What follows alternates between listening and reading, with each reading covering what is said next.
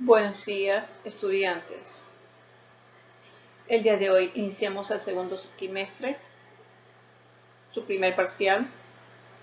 Estamos el 19 de octubre del año 2020. Objetivo para esta clase es identificar las manifestaciones culturales a partir de la descripción del contexto histórico en que se originaron, para distinguir cuáles de estos elementos son parte de nuestra identidad latinoamericana y ecuatoriana en la actualidad. El capítulo 4, el surgimiento de la modernidad. ¿Qué vamos a revisar? Revisaremos el humanismo, que es el intento semejante a la antropología filosófica de unificar discursos acerca del hombre y dar respuesta al sentido de la vida humana. Dentro de sus principales características es crear una atmósfera cultural que tiende a cultivar los valores éticos y estéticos del espíritu, intenta dar respuesta al peligro de la dispersión, a la multiplicidad de costumbres, cuando los centros de poder se desplazan y se transforman. Constituye un intento de desarrollar la vida social y política a partir de la humanidad del individuo.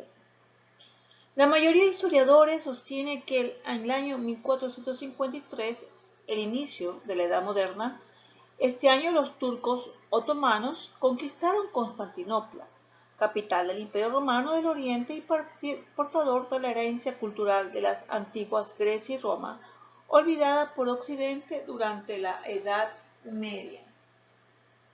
Dentro de los principales filósofos de esta época tenemos a Giovanni Pico, Francesco Petrarca, Erasmo de Rotterdam, Nicolás Maquiavelo, Dante Alighieri. Revisemos uno de ellos. Erasmo de Rotterdam es humanista y teólogo holandés. Reflexiones como tenían la realización política de las ciudades. Fue una época muy influenciada por el dinero, pues el humanismo se caracterizó por la revalorización del ser humano, recuperaron la antigüedad clásica, hubo una diferenciación de la fe religiosa y el saber.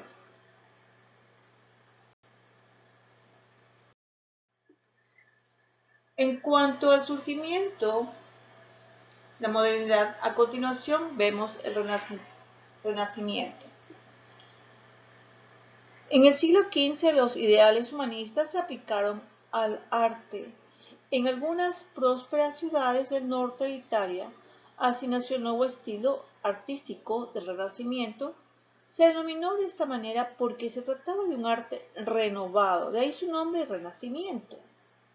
Los artistas consideraban el arte gótico como propio de una etapa oscura, en cambio admiraban el esplendor del Imperio Romano. Las principales características de este arte es el redescubrimiento de las formas artísticas grecorromanas.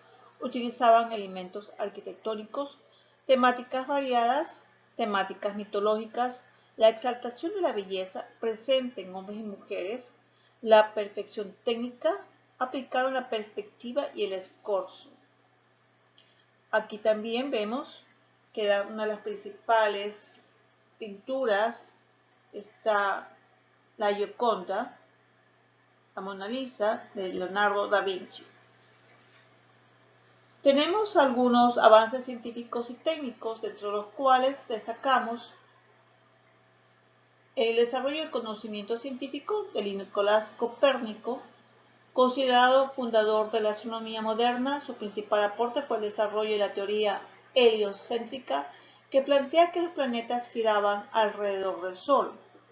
Tenemos también a Leonardo da Vinci, Andrés Vesallo, Miguel Servet, Nicolás Copérnico.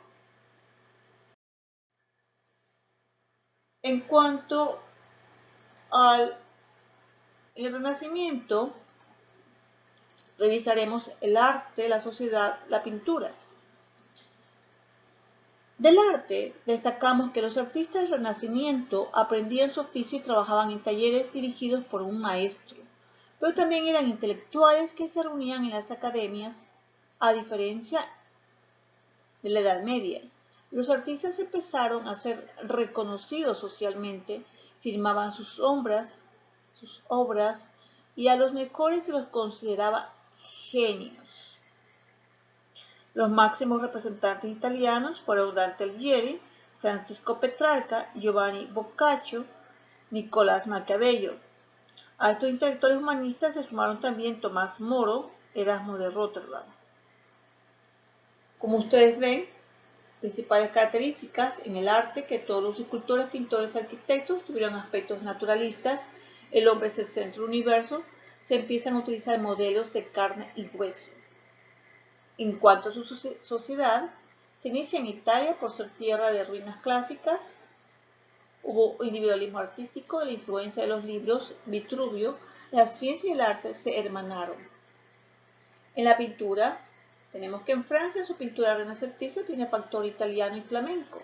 En Alemania se caracteriza por la profusión que tomó el grabado, por ello la mayor importancia al dibujo que al color. En España tuvo varias escuelas pictóricas como la de Castilla, Andalucía, Levante. A continuación, revisamos la reforma y la contrarreforma. ¿Qué destacamos en esto? Durante la Edad Media, el clero católico había adquirido unos comportamientos que atendían más a las ceremonias externas que a las inquietudes religiosas de los fieles. La concesión de indulgencias, que fue el detonante de la Reforma luterana, era un ejemplo de estas actitudes. Dentro de las causas, tenemos que durante el siglo XVI algunos humanistas cristianos denunciaron situaciones de abuso en la Iglesia como la ostentación, la venta de indulgencias, la degradación de algunas costumbres eclesiásticas.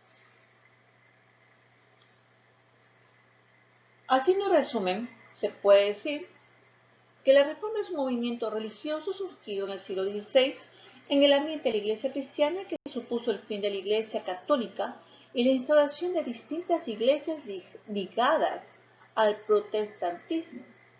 La Contrarreforma, como su nombre lo dice, es un movimiento que intentó revitalizar la Iglesia y oponerse al protestantismo. Aquí destacan algunos personajes, pero revisemos qué diferencias hay entre las doctrinas religiosas. Los católicos, la salvación depende de la fe y de las obras o acciones humanas. Los protestantes, la salvación depende de la fe. Luteranos, la predestinación divina. Los calvinistas. En tanto que los católicos celebran 7 sacramentos, los protestantes conservan solo algunos sacramentos como el bautismo y el matrimonio. Los católicos reconocen la obediencia al Papa. Los protestantes no reconocen autoridad en el Papa. Los católicos aceptan al dogma o doctrina de la Iglesia.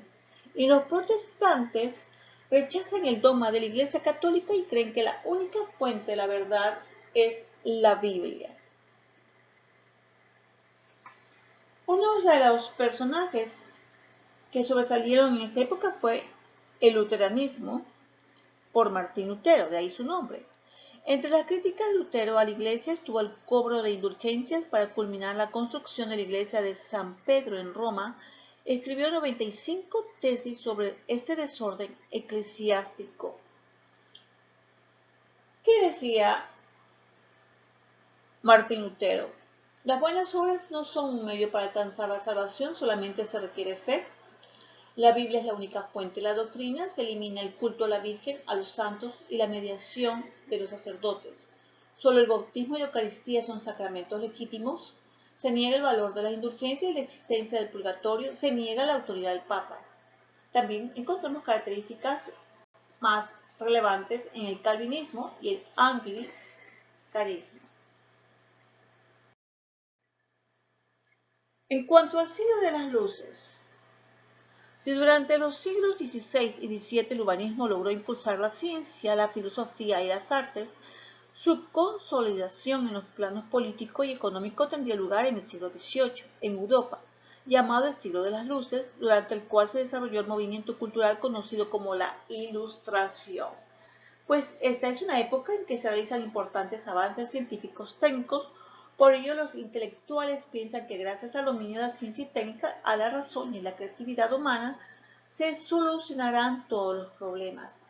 Características importantes de la Ilustración: tenemos la confianza en el poder de la razón, la divulgación del ser, creencia en la naturaleza y en la bondad humana, rechazo a las demás supersticiones, la crítica al antiguo régimen.